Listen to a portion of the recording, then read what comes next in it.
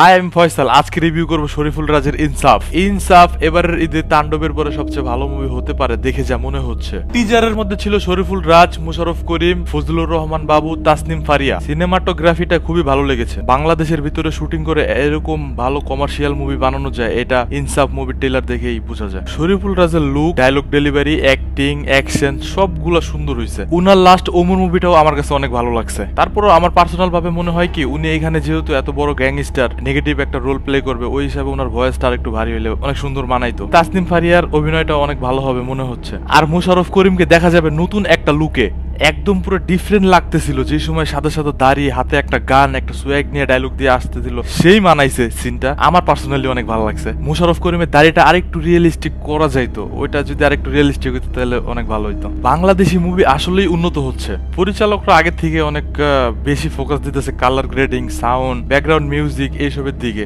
এর আগে দেখা যেত যে শাকিব খানের মুভি আসলে ওইটা নিয়ে অনেক বেশি কথা হইতো, অনেক বেশি হাইপ উঠতো। এবার শাকিব খানের মুভি ছাড়াও অন্য যেসব মুভি হচ্ছে, ওই সব মুভি নিয়েও অনেক কথা হচ্ছে। মনে রাখার মতন অনেক সুন্দর জিনিস দর্শককে দিতে পারতেছে। পার্সোনালি আমার অনেক ভালো লাগতেছে। এমন কাজ হতে থাকলে বাংলাদেশের মুভি ইন্ডাস্ট্রি আরো উন্নত হবে। শুধু একমাত্র শাকিব খানই তো পুরো ইন্ডাস্ট্রি টাইনা নিতে পারবে না, আরো এরকম অনেক লোক দরকার, যা কিনা এখন হচ্ছে। আরো এরকম ভালো ভালো কাজ দরকার। আচ্ছা, দেখা যাক আরো কি কি আপডেট আসে। আপডেট আসলে আপনাদেরকে জানাবো। আর এটা ছিল আমার ওপিনিয়ন। আপনাদের ওপিনিয়ন থাকলে কমেন্টে জানাবেন। ওকে, বাই।